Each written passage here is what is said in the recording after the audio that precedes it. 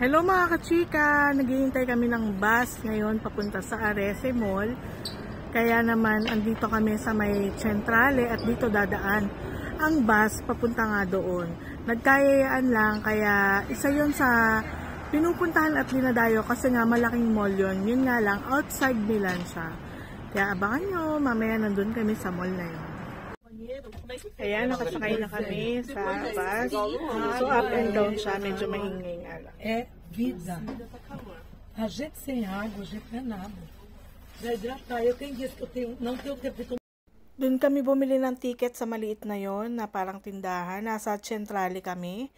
Ngayon, dito sa tapat ng Centrale, dito ang hintayin ng bus papunta sa Il Centro. Papunta nga dito sa Arese. So, ayan yung mga nadadaanan namin. Ganyan ang itsura ng Milano. So, maliliit lang yung building niya. Mostly, mga condominium yan. At dito naman, nasa Gioia kami.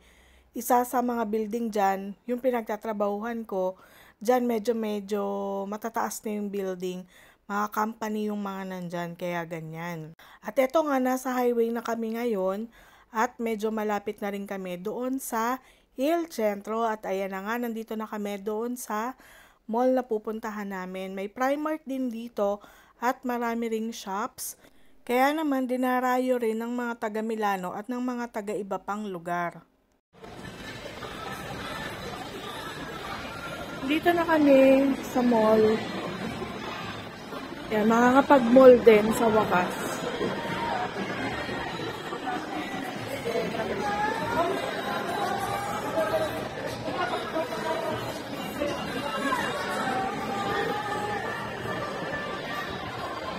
At may nadaanan pa nga kaming sports car. So, hindi ko alam kung anong tawag dyan sa sports car na yan. Pero maganda siya. At siguradong mahal din ang presyo niyan. Naglakad-lakad na nga kami at naghanap ng mabibilhan ng kung ano man. Pumasok nga kami sa Flying Tiger. At doon ay medyo mura ang mga laruan at kung ano-ano pang gamit. At nagutom na rin si Kiel kaya naman nagyaya ng kumain sa KFC. At kami namang mag-asawa ay type namin ang ramen. Kaya dito kami sa may baba, sa Ramen Go, 9 euro lang ang ramen nila. Napakasarap din. Yan ang aking in-order at may gamberi din. Ito nga at ang sarap-sarap ng aking kain ng ramen na yan. Tamang-tama sa malamig na panahon. Ramen con carne yung in-order ko with spice. Kaya naman ang sarap. At talaga namang ang lambot din ng karne nila. Ang sarap-sarap talaga nung pagkakakain ko dyan. At eto nga, nagyaya na nga si Kiel dito sa toy store at gusto na naman niyang bumili ng Lego. Talagang sinabihan ko siya na hindi muna kami pwedeng bumili ng kahit ano ngayon na mga laruan dahil ang dami niya na rin namang laruan. At isa pa, nag-iipon din kami para makauwi nga sa Pilipinas. At namimiss ko na nga umuwi din ng Pilipinas. At ayan, napakalaki nga ng mall na pinuntahan namin. Parang nag-iba na nga rin siya. Mas madami na siyang shop ngayon at kainan. Dati kasi ay kokonti pa lang ang mga shops dito, pati yung mga kainan nila.